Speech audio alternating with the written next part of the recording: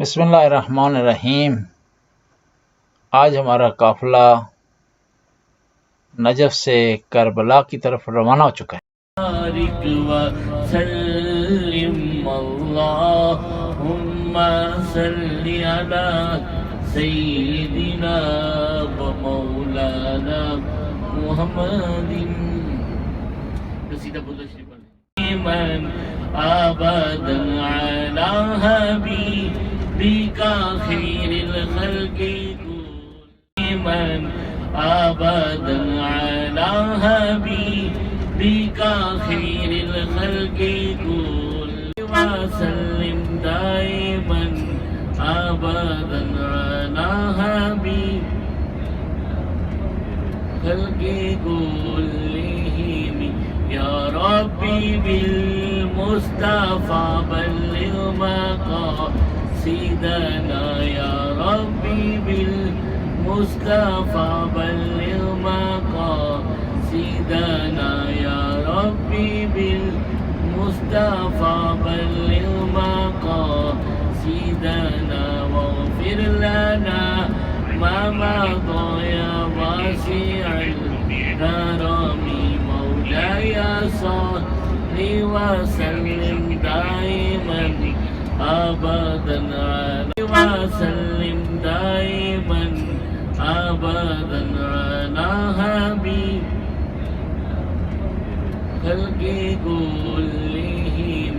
يا ربي بالمصطفى بلغ مقاصدنا يا ربي بالمصطفى بلغ مقاصدنا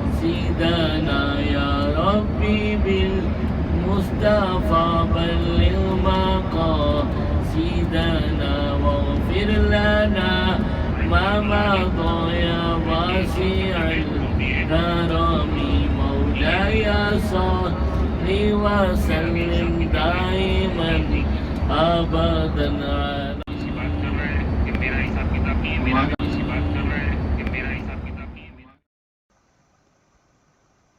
عراق کی تاریخ میں نجف سے لے کر کربلا تک جو فاصلہ ہے یا راستہ ہے، یہ بڑی اہمیت کا عامل ہے۔ اور یہ جو راستہ ہم طے کر رہے ہیں، دونوں طرف ایام اربعین میں ایک خاص منظر پیش کرتا ہے۔ نجف سے لے کر کربلا تک اس راستے کے اطراف میں سبیلیں ہوتی ہیں، کھانے کا انتظام ہوتا ہے، اور ہر قسم کی تواضع کی جاتی ہے زائرین کے لیے۔ عراقی عوام حتیٰ اپنے مال و اسباب فروخت کر کے اربعین کے لیے خرچ کر دیتے ہیں، اور کوئی کھانے کی ایسی قسم شاید ہی ہو تو یہاں اربعین کے دن میں دستیاب نہ ہو۔ آپ کو فری میں پانی ملے گا، کھانا ملے گا، روٹی ملے گی، آپ کی استراحت کے لیے انتظام ہوگا، نہانے کے لیے انتظام ہوگا، میڈیکل سہولیات میسر ہوں گی، ویل چیئر کی ریپیئرنگ کا انتظام ہوگا، اور یہ سارا انتظام عراقی عوام بغیر کسی گورنمنٹ کے سپورٹ کے اپنے جیب سے کرتی ہے، اور یہ اخراجات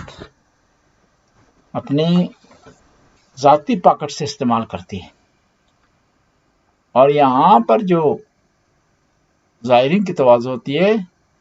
حتیٰ اگر آپ زائرین کے عنوان سے اس ایریے میں آئیں اور بغیر کھائے ہوئے، بغیر ان امکانات سے استفادہ کیے ہوئے آپ چلے جائیں تو یہاں پر موجود انتظامیہ آپ سے ناراضگی کا اظہار کرے گی۔ ایسے مواقع پر جب مذہبی اجتماع ہو تو مقامی لوگ پیسے کمانے کے چکر میں ہوتے ہیں کہ ان کو سیزن مل جاتا ہے، موقع مل جاتا ہے، اور چاہتے ہیں اس موقع سے خوب فائدہ اٹھائیں لیکن یہ جو مجاورین ہیں امام علی ابن ابی طالب کے اور حسین ابن علی کے، یہ مجاورین یہ دوسرے مذہبی مقامات کے لوگوں سے مختلف ہیں. یہ ان دنوں کمانے کی کوشش نہیں کرتے بلکہ لوٹانے کی کوشش کرتے ہیں. اور میں یہ کہوں گا کہ اصل کمائی ہے کہ یہ در حقیقت کما رہے ہوتے ہیں 40 کے دنوں میں. دیکھیے نا، جو مذہبی ایام ہوتے ہیں ان میں عبادت کا، خدا کے راستے میں خرچ کرنے کا ثواب کئی گنا ہوتا ہے. اسی بنیاد پر وہ ایام 40 میں اس پاک مقدس جگہ پر زائرین ابا عبداللہ کی خدمت کر کے جو شہادت حاصل کرتے ہیں، جو کمائی حاصل کرتے ہیں، اس کی مثال نہیں، اس کی برابری کسی چیز سے نہیں. یہ آپ کو سائیڈوں پہ جو مسجدیں نظر آ رہی ہیں، امام بارگاہیں نظر آ رہی ہیں، یہ ساری اسی سلسلے کا ایک کڑی ہے. اب ہم اس وقت حضرت حر کی زیارت پر پہنچ چکے ہیں، اور حضرت حر کربلا میں توبہ کا سمبل ہیں کہ توبہ اگر کسی نے سیکھنی ہو، خدا کی طرف پلٹنا سیکھنا ہو، اپنے گناہوں کی معافی سیکھنی ہو، اپنے گناہوں پر استغفار کرنا ہو، تو وہ حر اس کے لیے رول ماڈل ہو سکتے ہیں. اور پھر معافی دینے میں خدا کے نمائندے امام حسین نے بھی دیر نہیں کی، فوراً اسے معاف کر دیا، اس کی خطاؤں کو، اس کی لغزشوں کو.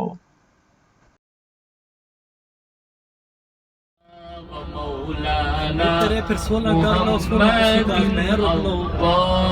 پھر نجف آ جاؤ، پھر 15 شعبان جو مکہ تنجا کربلا آ جاؤ.